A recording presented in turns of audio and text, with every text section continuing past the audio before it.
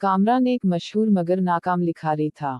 उसकी आखिरी चंद किताबें बुरी तरह नाकाम हो चुकी थीं और अब उसे एक ज़बरदस्त कहानी की ज़रूरत थी, ऐसी कहानी जो क़ारीन को हिला कर रख दे। उसी तलाश में वो एक पुराने, वीरान मकान में आ बसा, जो बरसों से खाली था। गांव वालों के मुताबिक इस मकान के पिछले मालिक पुरस्कार तौर पर गायब हो गए थे, मगर कामरान ने उन बातों को महज कहानी समझकर नज़रअंदाज कर दिया। पहली रात। जैसे ही रात की तारीकी ने मकान को अपनी आगोश में लिया, कामरान ने लिखने की कोशिश की, मगर उसके ज़हन में कोई ख्याल ना आया। अचानक खामोशी में एक मध्यम सी सरगोशी गूंजी।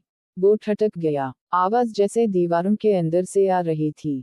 हमें आज़ाद करो, हमें बाहर निकालो। कामरान ने घबरा कर इर्द गिर्द देखा, मगर कुछ नजर ना आया। इसने उसे वहम समझा और दोबारा लिखने में मसरूफ हो गया, मगर जैसे ही उसने कलम कागज पर रखा, सरगोशियां और बुलंद हो गईं। अगले दिन कामरान ने मकान के पुराने कागजात खनगाले और जाना कि यहाँ रहने वाले पिछले 3 खानदान बना किसी निशान के गायब हो गए थे। मकामी लोगों का कहना था कि मकान मनहूस है, मगर कामरान को लगा कि शायद यही कहानी इसके कैरियर को नई जिंदगी दे सकती है। दीवारों के पीछे किया है।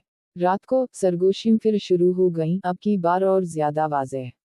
हम यहाँ कैद हैं, हमें निकालो। कामरान ने एक हथौड़ी ली और दीवार पर ज़रब लगाई।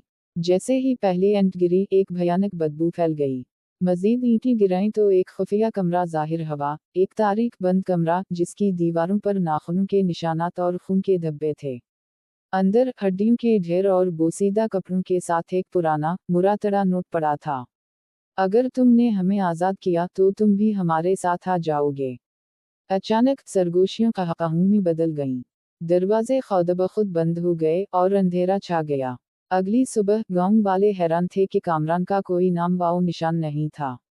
इसका सामान वहीं था, मेज पर इसकी अधूरी किताब रखी थी, जिसका आखिरी जुमला था, वो अब आज़ाद हैं, और मैं अब हमेशा के लिए उनका हिस्सा बन चुका हूँ।